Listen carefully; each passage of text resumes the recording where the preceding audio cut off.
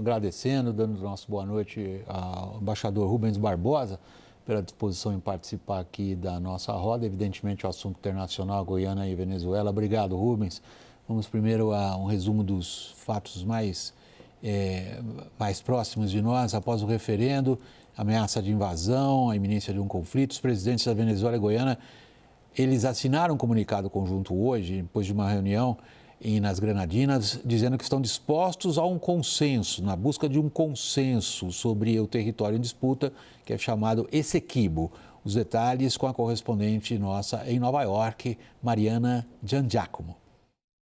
Foi o primeiro encontro entre os dois líderes após o aumento das tensões. Irfan Ali e Nicolás Maduro deram as mãos e se comprometeram a não fazer uso da força daqui em diante para resolver a questão envolvendo o território de Essequibo.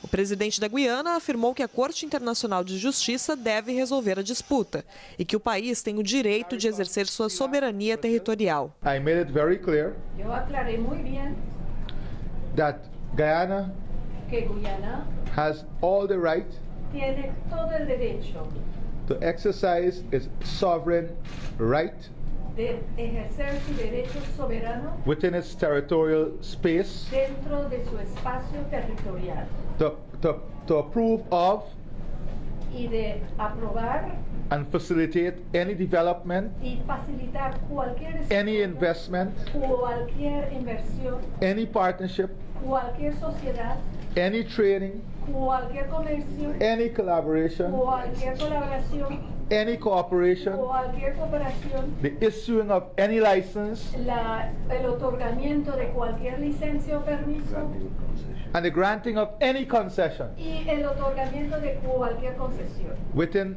our territorial space dentro de nuestro espacio territorial and within our sovereign space. Nicolás Maduro declarou que só há um caminho para a questão, o do diálogo. Celebro que la comunidad de estados latinoamericanos y caribeños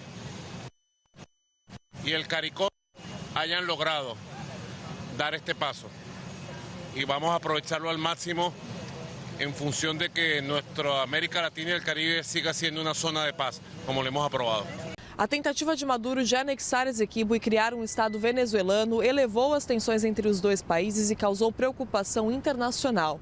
Na semana passada, os Estados Unidos anunciaram exercícios militares em apoio à Guiana e países integrantes do Conselho de Segurança da ONU se reuniram aqui em Nova York para falar sobre a questão. Tudo isso aumenta a pressão sobre Maduro para abandonar a ideia. A região é alvo de disputas históricas desde a época do colonialismo, mas a recente descoberta de petróleo renovou o interesse dos países em Essequibo, inclusive dos Estados Unidos, que operam no território por meio da ExxonMobil. Rubens Barbosa, logo após o encontro, foi emitido um comunicado conjunto Venezuela e Guiana. Eu, através do Caio, recebi o texto em inglês. Destaco ali um ponto que me chamou a atenção, não sei se é o mesmo que chamou a atenção de você, diplomata experiente, trecho esse no qual os dois presidentes dizem que pretendem resolver a questão according to international law. 2 parágrafos depois, eles reconhecem que a Venezuela não admite a jurisdição do Tribunal Internacional sobre a questão. Como é que fica então? Aí fica difícil, né? Eu acho que a primeira conclusão dessa reunião foi que ficou afastada a ameaça de um ataque, né? Inclusive hoje, lá em Caracas, a Assembleia Nacional não aprovou uma legislação que autorizava o governo a anexar a parte de Essequibo, né? Então, eu acho que a tensão baixou muito, os sinais são muito claros. Agora, se continuar a haver esse impasse em relação à Corte Internacional da Justiça, que foi indicada pelas Nações Unidas, aí vai ficar difícil, porque a Corte Internacional de Justiça está com o caso pendente. E eu acho que, como foi combinado de continuar esse diálogo, né, em 3 meses, 6 meses, que no meio tempo é possível que a Corte tome uma decisão. Se a Corte tomar uma decisão a favor de um lado ou de outro, como é que o outro lado não vai cumprir? Eu acho que fica difícil, mesmo com essa posição da Venezuela de não aceitar a jurisdição da Corte, vai ser difícil ela não aceitar. Daniel. William, a diplomacia brasileira tinha dois grandes objetivos, duas grandes prioridades nos preparativos e na concretização desse encontro de hoje em São Vicente e Granadinas. Estabelecer e manter uma linha direta entre Caracas e Georgetown. Isso parece pouca coisa, mas numa guerra ali entre Rússia e Ucrânia, por exemplo, é absolutamente impensável que Zelensky e Putin se reúnam ou mantenham contato telefônico para alguma coisa. Portanto, pode ser positivo, sim, que os dois presidentes se falem, porque isso, num momento de grande tensionamento, pode evitar que a coisa deixe de escalar, né? Segundo ponto ali, que era muito caro ao Brasil, era manter esse contencioso dentro da própria região, dentro dos organismos regionais. No caso, a CELAC, Comunidade de Estados Latino-Americanos e Caribenhos. É por isso, aliás, que a reunião foi em São Vicente e Granadinas, porque é o país que preside atualmente a CELAC. E a CELAC não tem nem Estados Unidos nem Canadá. O que o Brasil quer neste momento é que não haja uma influência, uma presença externa na região, seja de Estados Unidos, seja de Rússia, seja de China, porque aí a coisa sai um pouco ali da realidade sul-americana e Venezuela, um conflito em torno do Essequibo, passa a ser muito mais ali uma oportunidade para que potências globais ali façam alfinetadas entre si. Caio, o que eventualmente, na sua leitura desse comunicado, sinaliza um avanço em termos do contencioso em si? Tanto o Rubens quanto o Daniel ressaltaram o fato de que baixaram as tensões, se mantém um mecanismo de entendimento, acho que não seria a palavra apropriada, mas se mantém um mecanismo de, pelo menos vão falar um com o outro, mesmo que a gente não se entenda. Mas o contencioso está de pé. Sim, você tem um contencioso jurídico, acho que o grande avanço, claro, como o embaixador colocou, é o que está no tópico 1, né? Fim das ameaças e não utilização da força. Ok.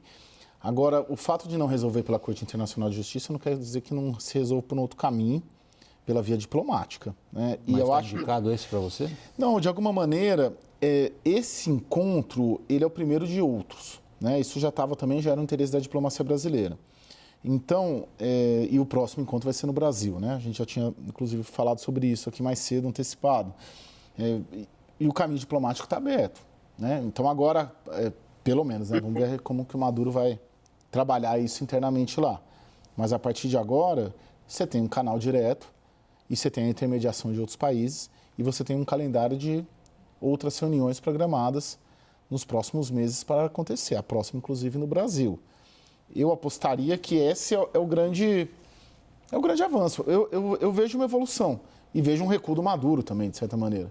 Porque está claro ali que fim de ameaça, ele estava ameaçando até semana passada, inclusive de usar força. E o tratado aqui, o acordo, a declaração conjunta, deixa claro que isso acaba. Rubens, além do Brasil, tem pelo menos dois organismos multilaterais, uns aqui da região, outros que é a própria ONU, colocados como observadores, de uma certa forma, como participantes disso. O papel principal continuará sendo nosso? Eu acho que sim. Inclusive porque a próxima reunião vai ser aqui. E acho que estamos perdendo o sinal do Rubens. Espera aí. Vamos ver se o presidente vai participar ou não. Agora, eu achei muito curiosa. Rubens, houve uma breve interrupção. Eu gostaria que você repetisse o seu argumento, por favor. Alô? Estamos ouvindo você agora, Rubens. Por favor, prossiga. Não, eu estava dizendo que eu acho que é importante a participação do Brasil, porque a próxima reunião vai ser aqui no Brasil, né? E se coloca a questão do presidente participar ou não. Eu achei muito curiosa, na entrevista que vocês mostraram uma parte, o presidente da Guiana, perguntado sobre o papel do Celso Amorim, ele disse que esperava que continuasse uma ajuda honesta por parte do Celso Amorim, se ele continuar a ser o observador brasileiro, né? Mas aí também é importante, porque estava, além desses organismos multilaterais, estava a ministra do Exterior da Colômbia.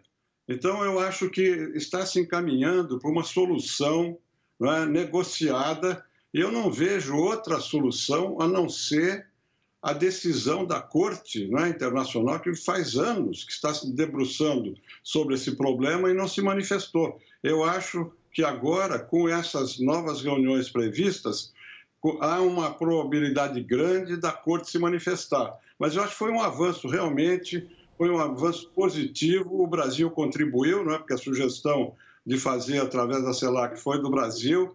Eu acho que a reunião aqui no Brasil, o presidente Lula deveria também participar, não é? Porque aí selaria um entendimento num nível bastante elevado. Bom, desde que tenha alguma coisa sólida para ser assinada, né? Senão... Não, eu acho que seria justamente a aceitação da decisão da Corte Internacional de Justiça. Não tem outra saída. Se a Venezuela não aceitar, vai continuar o impasse e se reabre todo o assunto, né? Essa reunião foi exatamente para encaminhar uma solução negociada. E a única solução negociada é através dessa decisão da Corte. Embaixador Rubens Barbosa, muito obrigado pela sua participação aqui no WW, nosso boa noite. Boa noite, obrigado.